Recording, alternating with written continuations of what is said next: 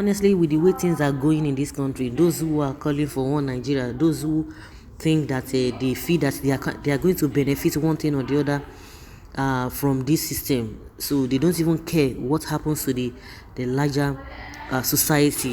So all their own is just to get what they really want.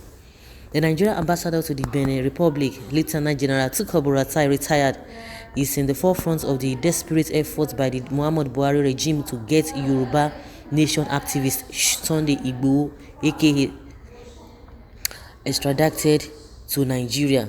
Sahara Reporters was told that Burutai, who was appointed Nigeria envoy to Benin in June 2021, was instrumental to the arrest of Sunday Igboho.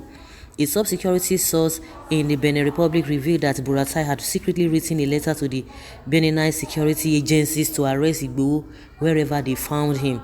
At the moment, Burutai is leading other Nigeria officials and lawyers together with the Interpol to ensure that Igboho is returned to Nigeria as soon as possible. It was to make that his first success, a source noted.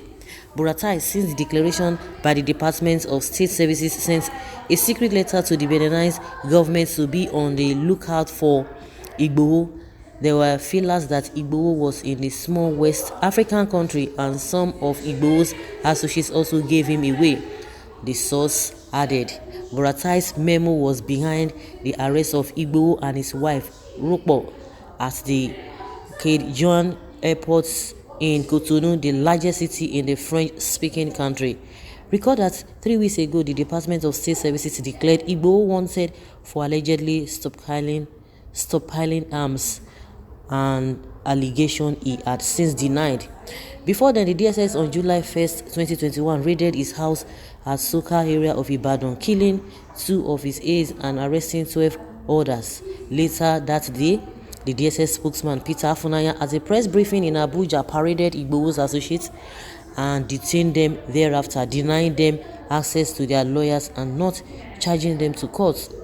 The DSS also paraded some passports, AK-47 rifles, rounds of ammunition, African bulletproof vests, among others, as exhibits. The secret police claimed that the items were recovered from Igboho's house during the bloody raid. Meanwhile, the activist lawyers have reached out to the Benin Republic government to halt his extradition. It was gathered on Tuesday that the legal team in Benin met with some senior officials in the Francophone country to thwart moves by the federal government to repatriate Sunday Igboho. Speaking on the circumstances of Igboho's arrest and moves by the federal government to repatriate him to Nigeria, one of the activist lawyers, Belumi Olajengbesi, explained that the legal team representing the activists and said they would do all that was necessary to prevent their client's extradition. Speaking with Punch, he said the lawyers we engage in Benin have met with some officials of the country to prevent the extradition. Igboho's lawyers in Benin have also reached out to senior officials in Benin to ensure that he is not brought back to Nigeria. The legal team have assured us that they are doing all that is necessary to keep him in Benin. The federal government of Benin Republic won't be able to circumvent the law to bring him to Nigeria. He is currently a prisoner of conscience in Benin Republic, and the entire world is watching how the Benin government would manage the matter. Okay. What success can Burutai tell us that he achieved while he was a chief of army staff? These guys are a bunch of something else. It is a Pastor Farasi that knows how to describe them. What success did he record? Nothing. The same man that told us it will take another 20 years to defeat Boko Haram. Now they are doing everything possible. Everything possible. Oh my God. This is painful, honestly.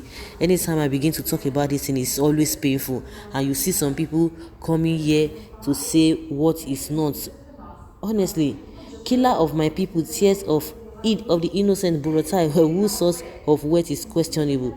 This has nothing to do with protection of the selfish acclaimed indissoluble unity of Nigeria. It is an extreme war on ethnic basis. All Fulani men in security and various positions are fighting to ensure that enemies of Fulani's injustice and impunity are crushed. all the fighters against agitators are all Fulanis. Well, he committed the great offense by killing innocent people during the EndSARS, and he wants his atrocities to be covered. So he joined the league and he was compensated with an ambassador. Now, what do you expect for such person that wants his atrocities to be covered? He's acting according to the order of the mannequin in Aso Rock. In a society where there is zero tolerance to corruption, Burutai is supposed to be in prison. His demonic plan on Sunday Igboho will never see the light of the day. We shall see who will laugh last. A failure in Nigeria wants to be a success in foreign land. You can imagine, ambassador indeed. Nigerian youth arresting of activists is not our problem. Our problem is to silence all our rulers that trained our fathers, mothers, uncles, and relatives to be treating us and our peace. Both Yorubas, Igbos, Hausas, Nigeria belong to us, not Fulanis, not all these politicians. Oh, where do we go from here? Useless and hopeless fraudulent ex-army chief who could not even protect lives and properties of his soldiers and civilians is now lobbying someone to be extradited back to Nigeria. This is someone that should be in prison for corrupt practices during his tenure as army chief. They are the ones that they elevate themselves, they push themselves to high heaven, and that is why we are seeing what we are seeing. Between you and Sunday Igboho, who should be indicted? That is the nepotism we are talking about, which has ruined this country. Criminals are pampered and given diplomatic immunity, whereas people agitating for equal rights and justice are smoked out to be slaughtered. Nemesis, definitely nemesis for all the injustice has been backwardness for Nigeria. That's it. A strategic ambassador doing excellently well. Bravo to the retired general. Northern people with their little education background, the northern leaders and those small among them that has access to go to school, they are the chief of corruption. Example of this, please check the history of the country since amalgamation. They have been in high position in the government system. Only what they know is to embezzle government money for their family. Please also check all the corner of the country. Only northern youth has high population in street beggar. Why these people? Why this? Because of selfishness of their little education.